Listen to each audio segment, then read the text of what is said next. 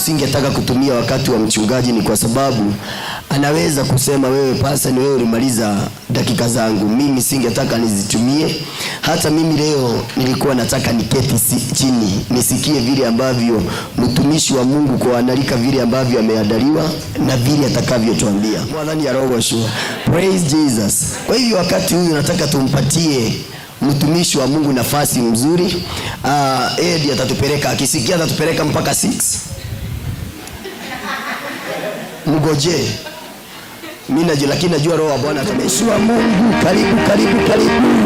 Haleluya. Bwana anaweza. Haleluya. Sasa ni kwa sababu tuko na mtumishi wa Mungu mgeni sana kwa macho ya watu wengi, lakini akideliver ndio utajua sio mgeni kwa Mungu. Bwana Yesu asifiwe. Ningeomba tushikanishe mikono yetu. Hii ilikuwa ya Yesu. Tumpigie mtumishi wa Bwana makofi. Na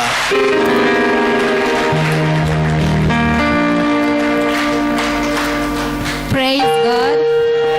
Bwana asifiwe. Wow. It is a wonderful day. You can have your seat. Yes, thank you. Bwana asifiwe tena. This marks the 25th of October and it is a special day for us kama wanarika. Praise God. Hii ni siku ya baraka, ni siku njema. Kama the opportunity you have, use it wisely. Hautawahi iona tena. Unafikiria kukanyanga kwa hii madhabahu nitawahi kanyanga lini tena? I am using my opportunity well. Praise God. Praise Jesus. Nimeokoka. Naitwa Celine Wanjiko Megwe and I have the Megwe's family. I'm so happy. Na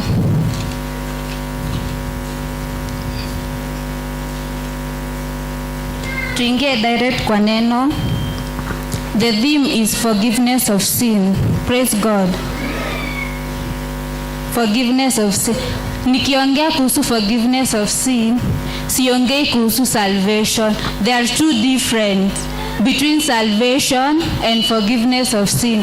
Salvation is whereby you become saved, or you become born again. Praise God. Na kuokolewa ni kama vile mtoto anaweza kuja hapa mawe ikuje ni muokoe. Praise God. Sasa Mungu alituokoa kwa dhambi na praise God. And to be born again ni kama vile you come before the altar, you confess your sin to the Lord, unamwambia umemkosea, you repent, unamu-accept. Praise God. That is to be born again. Now, when you are born again, you become saved. Praise God. Mungu anakuondoa kwa dhambi. You are no longer a slave to sin. Praise God. Na haimaanishi kwa sababu tumeokoka hatuwezi fanya dhambi. Praise God. Haimaanishi vile tumeokoka hatuwezi fanya dhambi. Na imaanishi ati tukifanya dhambi the relationship between us and God inavunjika. The relationship between us and God inabaki the same. But kenye inavunjikanga ni fellowship. Praise God. Hapa mjanielewa vizuri.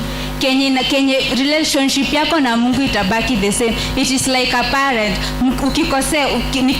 Ukikosea mtoto akikosea mzazi, atabaki kumpenda. Praise God. Na atamwambia sasa wewe umenikosea, wewe si wangu, sikupendi, toka uende. Atampenda. But kenye itavunjika ni fellowship, kwa sababu mtoto hataweza kuenda kwa mamake kumwambia kitu, naye mzazi hatasikia kumuongelesha kwa sababu amemkasirisha. So hiyo ndio fellowship inavunjika.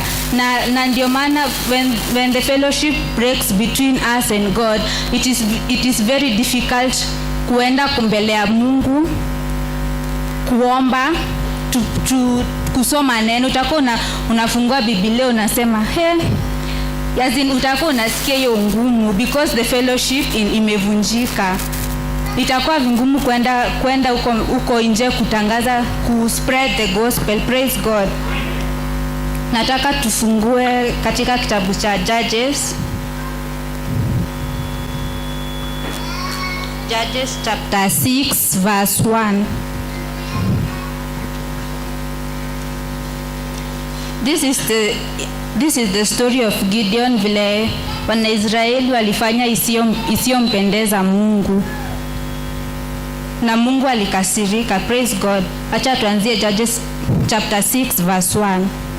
Na inasema, again the Israelites did evil in the eyes of the Lord, and for 7 years he gave them into the hands of the Midianites. Praise God. Hapa Biblia inasema again, so inamaanisha wana wa Israeli washaifanya tena dhambi. Praise God. Kwa sababu inasema again the Israelites did evil in the eyes of the Lord, and for 7 years he gave them to the hands of the Midianites. For 7 years wana wa Israeli walikuanga kwa mikono ya Midianites. Na Midianites, ukisoma vizuri, Midianites walikuanga adui wa wana Israeli. So God aliwapeana kwa mikono ya wana Israeli kwa sababu ya kenye walifanya. Praise God. Siku ya leo ni Mungu ametupeana kwa mikono ya nani? Kwa sababu ya dhambi tulifanya na bado hatujatubu. Kuna dhambi tulifanya na bado hatujatubu.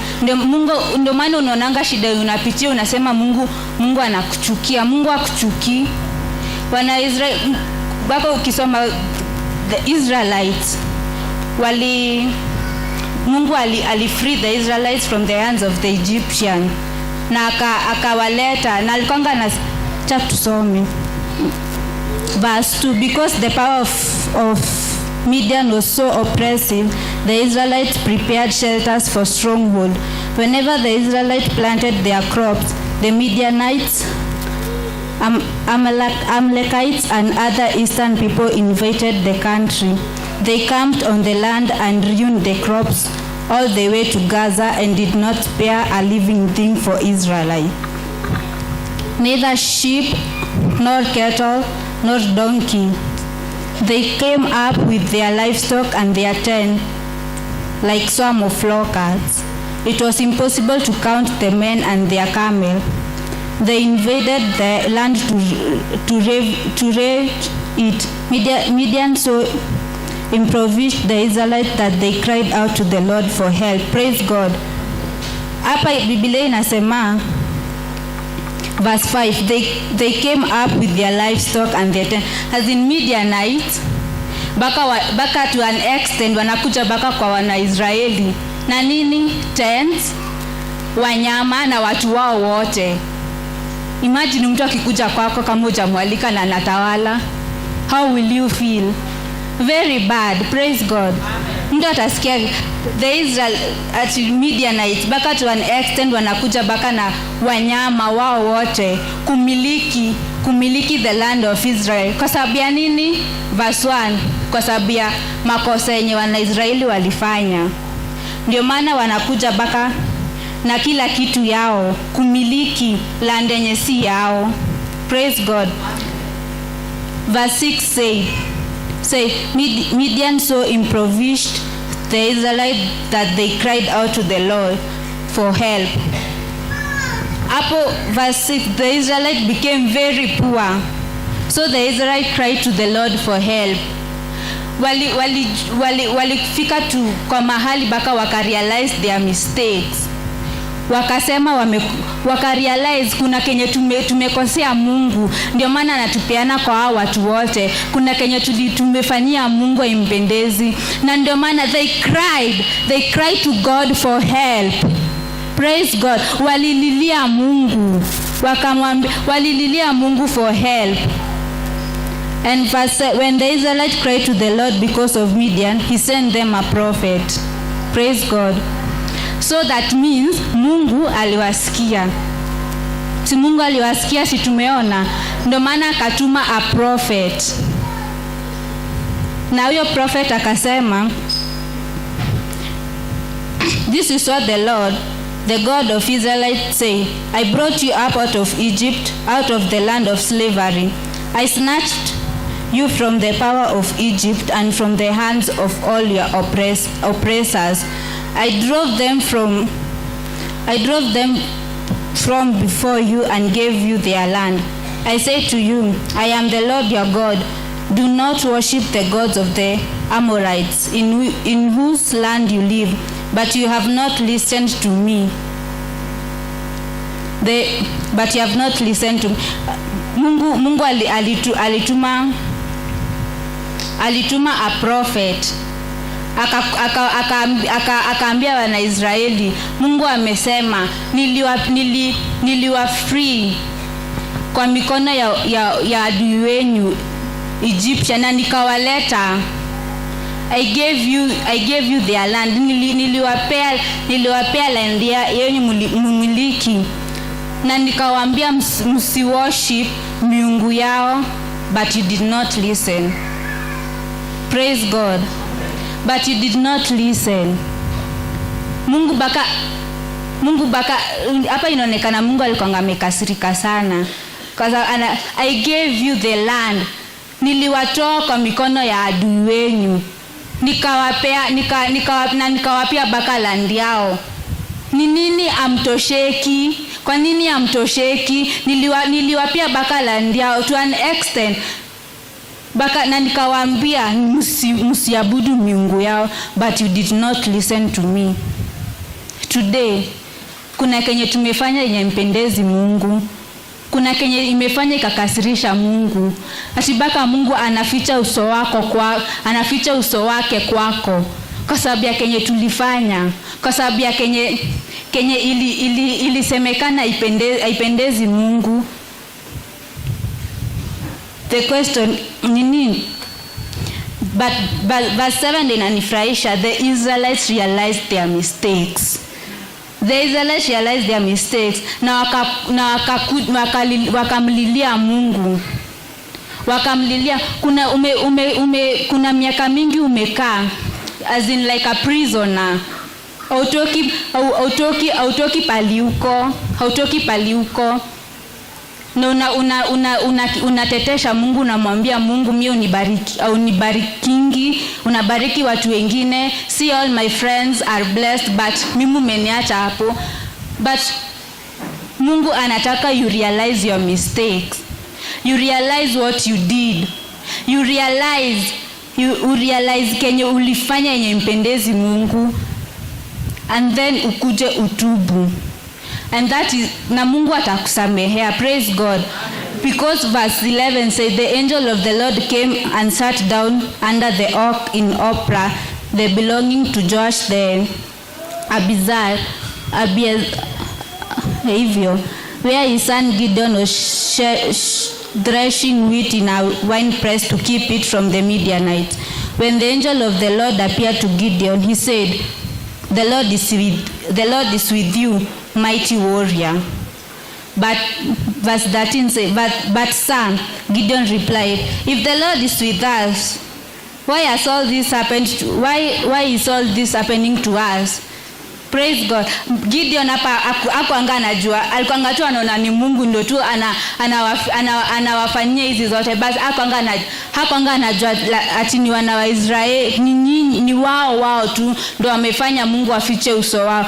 Gideon hapa aliuliza an angel, if God is with us, kwa nini tunapitia haya yote? Kama Mungu ako na sisi, kwa nini tunapitia haya yote? Gideon kuna kitu moja hakuelewa, that hao ndo walifanya makosa, ndio Mungu akaficha uso yao kwao. But Gideon alikuwa tu ana complain kwa Mungu, kama Mungu ako na sisi, mbona hizi vitu zote zinatufuata? Verse, where are all his wonders that our fathers told us about when they said, did not the Lord bring us up out of Egypt? But now the Lord has abandoned us and put us into the hands of Midian. The Lord turned to him and said, go in the strength you have and save Israelites out of Midian's hand, and am I not sending you? But Lord, tufikishe verse 14. The Lord turned to him and said, go in the strength you have and save Israel out of Midian's hand. Am I not sending you? Mimi, I have the assurance that the Israelites were forgiven because God sent Gideon. Mimi najua Wanaisraeli walisamehewa kwa sababu Mungu alituma Gideon aende waokoe. Na ukiendelea ukisoma hiyo story ya Gideon utaona vile Gideon alifanya. Gideon did wonders and wonders of things. Baka akaleta Wanaisraeli back. Baka Mungu akawasamehea. Mimi niko na uhakika Mungu aliwasamehea kwa sababu alituma Gideon na kwa sababu alituma prophet. Na Wanaisraeli walienda mbele ya Mungu na roho, with the heart of repentance. Mimi nataka leo tumlilie Mungu, tutaje kitu yote unajua ulifanya yampendezi Mungu, uhitaje mbele ya Mungu, and God is just and ready to forgive you. Mungu abagui aseme ati wewe dhambi yako ni kubwa, dhambi yako ni kidogo. Mtu mwenye ameiba na mtu mwenye ameua, mbele ya Mungu wote wamefanya dhambi. Hakuna dhambi kadogo na hakuna dhambi kubwa. Dhambi ni dhambi. And when you go to the Lord with the heart of repentance, Mungu Kenya anapendanga ni you go to him with the heart of humbleness. Ukienda na roho mkunjufu, moyo wa kubondeka kwa Mungu, na God is just and ready to forgive you. Mungu abagui, Mungu angaliwe ni nani. Mungu atakusamehea. Praise God. Amen. Praise Jesus. Amen. Psalms 103 verse 11 inasema God forgives and forget. Mungu anasameanga na mtu anasahau. Si kama binadamu. Binadamu hata ukiweza enda akombe msamaha atakusamehe, lakini mkikutana unakumbuka nilikusamehea na bado unaendelea kuniko. Hapana, Mungu si kama binadamu, na tusilinganisha Mungu kama binadamu. Praise God. God is a judge and he judges rightly. Mungu ni judge na anajudgingi rightly. Abaguangi and God is just and he can forgive you. Hata kama ulifanya dhambi aina gani, Mungu atakusamehea. Mimi nimekuja hapa nikwambie Mungu atakusamehea. Kama ulifanya kitu ukaona that yes nimefanya makosa, na hata unaibika kwenda mbele ya Mungu kumwomba msamaha kwa sababu nafikiria Mungu hawezi kusamehea. I am here standing with this altar nikwambie God can forgive you. Mungu atakusamehea no matter what you did. Mungu angaliangi. God is ready and just to forgive you. Praise God. Tufungue Isaiah chapter 1.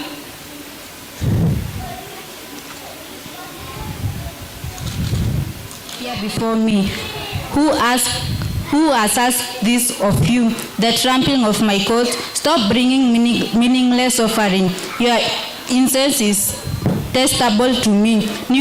New moon, Sabbath, and convection. I cannot bear your evil assemblies. Your new moon festivals and your appointed feast my soul hates. They have become a burden to me. I am weary of bearing them. When you spread out your hands in prayer, I will hide my eyes from you. Even if you offer many prayers, I will not listen. Your hands are full of blood. Wash and make yourself clean. Take your evil deeds out of my sight. Stop doing wrong. Learn to do right. Seek justice. Encourage the oppressed. Defend the cause of the fatherless. Preach the case of the widow. But verse 18 says, come now, let us reason together, says the Lord. Though your sins are like scattered, they shall be as white as snow. Though they are red as crimson, they shall be as wool. Hapa verse 18, Mungu hapa ni Wanaisraeli. Inasema a rebellious nation. Wanaisraeli walifanya a sinful thing. Baka Mungu akaficha uso wao kwao. Akawaambia hata mkiniletea dhabihu mimi sitazipokea. Hata as in your hands are full of blood. Hata mkiniletea nini sitazipokea. Mkiniimbia nyimbo ni kama mnanipigia makelele. But verse 18 says, come now, let us reason together, says the Lord. Come now, let us reason together. Though your sins are like red, though your sins are red like blood, I will make it to be white as snow, says the Lord Almighty. Hata kama dhambi yako ni nyekundu aje, hata kama dhambi yako ni nyekundu, I will make it to be white. Na hata kaka moja haitapatikana kwa moyo wako. Praise God. If you are willing and obedient, praise God. Come now, let us reason. Imagine Mungu anasema, come now, let us reason together. Even though your sins are red as blood, I will make it to be white. Nitaifanya iwe nyeupe. Praise God. Hakuna dhambi yenye Mungu hawezi samehea. Hakuna dhambi yenye Mungu hawezi samehe. God is just and ready to forgive you. Hata ukimlilia Mungu, mimi nimekwambia what God's like ni ukuje mbele yake na one thing, a heart of humbleness. Ukikuja na roho mkunjufu, roho wa kubondeka, Mungu atakusamehea. Usikue kama the Pharisee and the tax collector. Nani alisamehewa? The tax collector, kwa sababu the Pharisee alikuwa anasema, mimi Mungu dhambi yangu si kama ya huyu anachukuanga pesa za watu. But the tax collector alienda na roho wa mkunjufu, the heart of humbleness, akaenda mbele ya Mungu akasema, Mungu nimeitikia, I am a sinner but I am here before you with the heart of repentance. Na Mungu alienda akiwa amefurahi because God forgave him. Praise God. Tukienda mbele ya Mungu na roho mkunjufu, na roho, the heart of repentance, God is just. Mungu atakusamehea na hakuna dhambi yenye Mungu hawezi samehe. Even if your sins, hata kama dhambi yako ni nyekundu aje, God is just. God is a judge and judges rightly. Mungu atakusamehea. Praise God.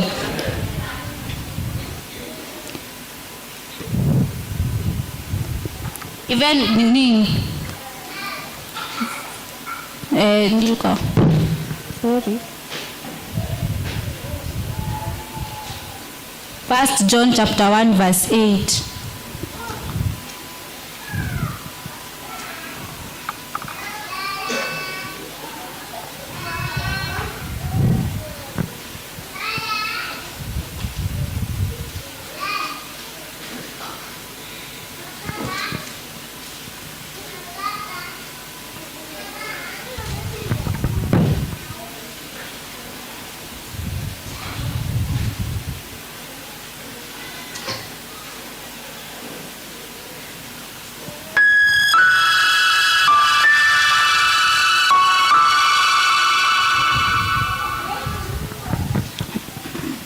If we claim to be without sin, we deceive ourselves and the truth is not in us. If we confess our sins, he is faithful and just and we will forgive our sins and purify us from all unrighteousness. If we claim we have not sinned, we make him out to be a liar and his word has no place in our lives. Praise God. Hapa inasema, if we claim to be without sin, we deceive ourselves. Tukisema hatuna dhambi, tunajidanganya sisi wenyewe. Tukisema we are so righteous before his eyes, tunajidanganya sisi wenyewe. But if we confess our sins and purify us from, if we confess our sins, he is faithful and just and he will forgive our sins. Tukienda mbele ya Mungu, we confess our sins, tuseme mambo yenye tumefanya, God is ready and just to forgive us. Mungu atatusamehea. Hapa inasema he is just and ready to forgive us. Lakini if we claim we have no sin, tunaita Mungu muongo. We are calling our God a liar. Nataka mshike hapo kwa Isaiah, come now let us reason together. Hiyo kama kuna Bible underline, come now let us reason together. Mungu baka anakwambia kuja sasa. Come now let us reason together. I will make your heart to be as white. Kama kuna kosa yenye ulifanya na unalalamikanga, unaibikanga baka kuja mbele ya Mungu kuisema, Mungu anakwambia come, if you confess your sin, I'm ready to forgive you. Mungu abaguangi, Mungu atakusamehea. God is ready. God is ready to forgive your sin. Mungu atakusamehe. God is a judge and he judges rightly. Mungu anajajingi rahisi kama majaji wenye tuko na unawapea hongo wananyamaza. God is a judge. Hata Mungu kama makosa yako ni ataiandika na atairecord, but if you go before the Lord with a heart of humbleness and repentance, God will forgive you. Na kama kuna makosa yenye ulifanya, there are levels huwezi fika. Kuna levels hautaifika maishani mwako. Kama kuna makosa yenye ulifanya na hujatubu, kuna pale huwezi fika. Hata ufanye nini, kuna pale huwezi fika mpaka uende mbele ya Mungu na utubu. Praise God. Amen. Praise God. Psalms inasema God forgives and forget. Mungu anasameheanga mtu na anasahau. Nataka tuende mbele ya Mungu tumwambie search my heart na utoe kitu yoyote ikupendezi. Mimi I surrender my life to you now. Nifanye kama chombo chako. Nimekukosea. I know I have done what is not pleasing in your eyes, but I am here before your throne. I am here. Please forgive me. Praise God. Nisamehe. And God is ready and just to forgive you. Mungu abagui. Mungu atakusamehea. Praise God. I have an assurance that the Israelites were forgiven because of Gideon. Na kama ni wana wa Israeli, kama God forgave Paul, unajua vile Paul alikuanga anafanya. Alikuanga anaua wa Kristo wenye wamekataa kumkana Yesu. Baka ka witness the death of Stephen. But Mungu alikuanga na mpango mzuri kwake. Na Mungu alimsamehea na akatumika kwake. If God can forgive Paul, what about you? Mungu atakusamehea. And usiwahi sema Mungu asamehe. God is ready and just to forgive you if you go with a heart of humbleness. Humbleness matters. Usiende na moyo wa kifua. Mungu anataka utubu lakini unasema una makosa. Unaita Mungu muongo. But if you go with the heart of humbleness and the heart of repentance, God is ready and just to forgive you. Praise God. Amen. Joel chapter 2 verse 13.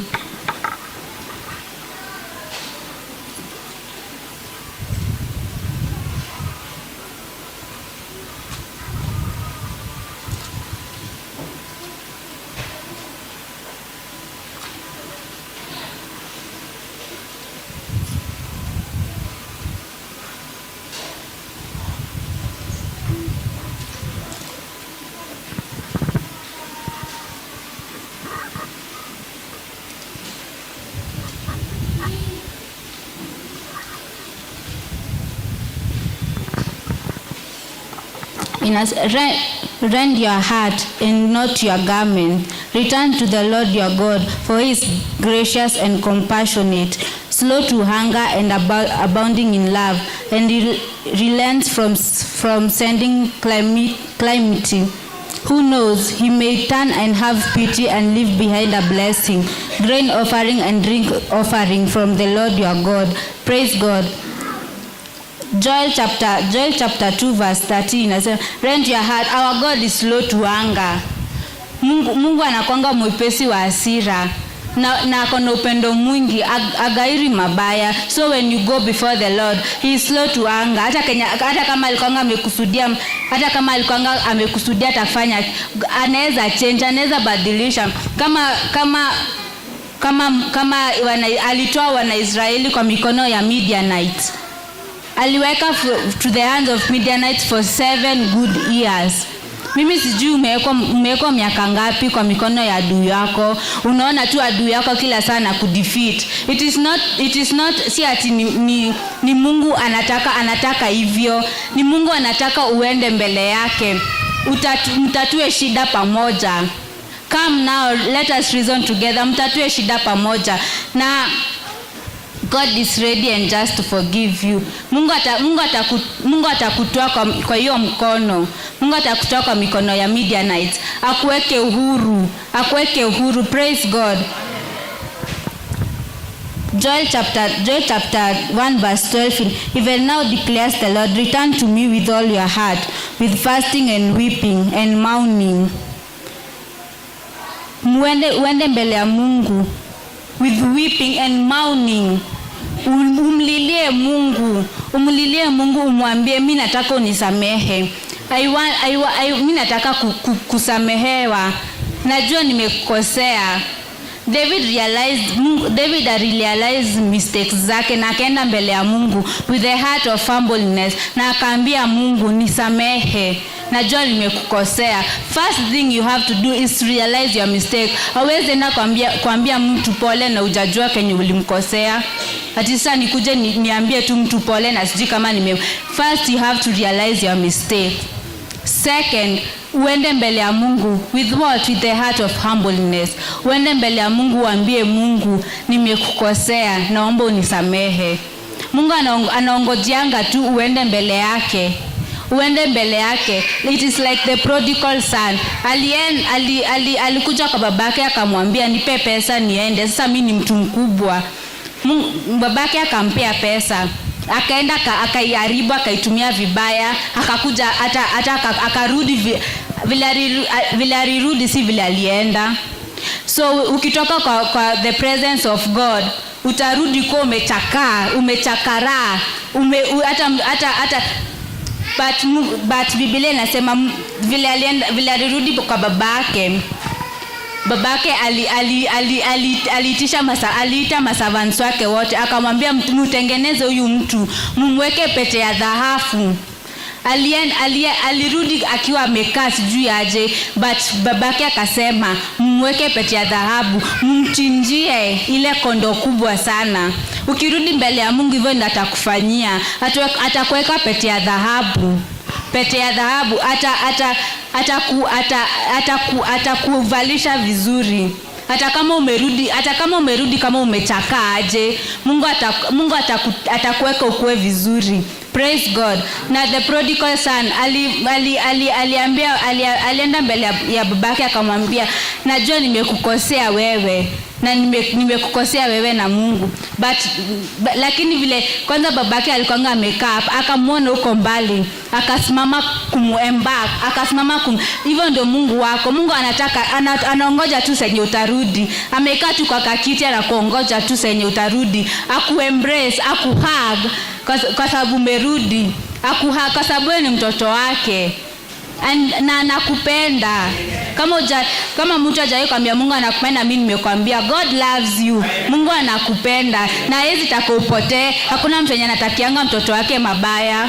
Baka wazazi wangu wanitaki mabaya. Wanataka nifike pale hata wakufika. Hivyo ndio Mungu anataka. Mungu hajai tutakia mabaya. Hajai kuja hapa, hajai kachini akatutakia mabaya. Kenya anataka ni tukue na yeye siku moja. Hiyo ndio tu desire yake, ati siku moja tutakuwa na yeye. Na najua ni desire ya Mungu. Hiyo ni desire yako. Kukua ati siku moja uko na Mungu. Hiyo ni swali unafai kujiuliza wewe peke yako. But the Lord says, come, let us reason together. Hata kama dhambi yako ni nyekundu aje, mimi nitaifanya iwe nyeupe. Hivyo ndio Mungu anasema. And God is just and ready to forgive you. Hata kama kuna makosa yenye umefanya, hata kama kuna makosa, hata kama ni gani umefanya, Mungu atakusamehea. Na Mungu abagui. Mungu God is a righteous person. Mungu atakusamehea na atakuondoa kwa dhambi na atakurejesha. Forgiveness of sin. Mungu hakuna makosa yenye tunaweza sema Mungu hawezi kusamehea. If you just come with the heart of repentance, ukuje kwa moyo mkunjufu na moyo wa kubondeka kwake, uambie Mungu, search my heart, nitakutafuta kwa moyo, uone kenye kupendezi uitoe. Niumbie moyo safi. Tell God, make my heart clean. Niumbie moyo safi, moyo wa kunyenyekea na kubondeka mbele zako. Praise God. That is the heart mimi nataka kukua nayo. Moyo wa kubondeka mbele ya Mungu, moyo wa kunyenyekea kwake, si moyo wa kukuja na kifua. Mimi sitaki hiyo moyo. Mimi nataka Mungu anipe moyo yenye baka unajilaza tu mbele ya Mungu na mlilia. That is the heart for me I desire. Na baka mimi nataka mkuwe na hiyo moyo. Mtuende tu mbele za Mungu, umwambie tu mimi I just want. Mimi kenye tu nataka ni the heart of humbleness. Na hakuna makosa. Baka umwambie wewe ndio umesema hakuna makosa huwezi samehe. So I want you to forgive me. Nataka unisamehe. Na umwambie mimi nimekuja, I have come here. Mimi sitaki utoke hapa ukikuwa kama ulikuja na moyo umevunjika. Nataka utoke hapa ukiwa fresh, bako umesikia amani kwako. You just go before the Lord. Umwambie Mungu, search my heart. Search my heart. Kenya ikupendezi itoe, itupe. Kenya ikupendezi itoe. Niumbie moyo safi. Hakuna mtu yenye tunaweza sema afanyangi dhambi. Na kuna vile unaweza sema utaishi kama Yesu ati bila dhambi. Wewe ni binadamu na utafanya dhambi, but ukifanya dhambi what next? Utakaa tu hivyo uendelee kufanya dhambi? Utakaa tu hivyo you just come before the Lord with the heart of humbleness and the heart of repentance, and God is ready and just to forgive you. Even in the book of Joel chapter 2, ni nataka ku verify that God can forgive your sins. Mimi sitaki ukae ati sasa huyu ananiambia nini? Ati sasa Mungu anaweza samehe. Mimi bado nakumbuka kwanza juzi. Mimi nataka kuambia God can forgive you na Mungu atakusamehe. If you just go before him with the heart of repentance, God is just and ready to forgive you. Joel chapter 2 verse 21.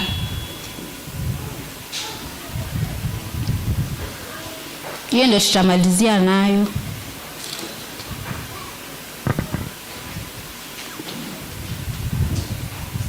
Inasema, be not afraid. Surely he has done great things. Be not afraid, O land.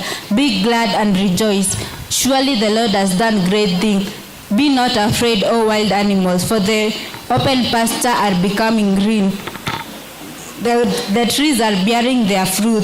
The fig tree and the vine yield their riches. Be glad, O people of Zion. Rejoice in the Lord your God, for he has given you the autumn rains in righteousness. He sends you abundant showers, both autumn and spring rains as before. The threshing floors will be filled with grains. The fats will overflow with new wine and oil. Verse 25 ndo nataka ushike. I will repay you for the years the locusts have eaten, the great locust and the young locust, the other locust and the locust swarm, my great army that I send among you. You will have plenty to eat until you be full. You will have plenty to eat until you be full, and you will praise the name of the Lord your God, who has worked wonders for you. Never again will my people be ashamed. You will never be ashamed again. God is coming to bring all those years which has been eaten by the locusts. Miaka zote zimekuliwa na zinge ukikuwa kwa dhambi. God is saying he is coming to restore it to you. Anakuja kukurejeshea. Praise God. Mungu anakuja kukurejeshea. Miaka yote imekuliwa na zinge pale ulikuanga kwa dhambi. All those years you have lost, Mungu anakuja kukurejeshea. Praise God. Mungu anakuja kukurejeshea. Pale ulikuanga kwa dhambi, kuna vile mpaka mtu akifanya tu dhambi anajuanga. Kuna vile ana feelingi, hapa si kwangu. But if you just go with the heart of repentance, God is just and ready to forgive you. Na anakuambia all those years which they have been eaten by the locust, God is coming to give it to you, to restore it to you. Praise God. Hakuna miaka yako itapotea. Pale ulikuanga kwa dhambi, Mungu atairejesha. Utamtumikia hapa. Hizo miaka ulikuanga umepoteza huko nyuma, utakuja kumtumikia hapa kwa hii madhabahu. Praise God. If you just go go with a heart of repentance. Tusimame na miguu yetu.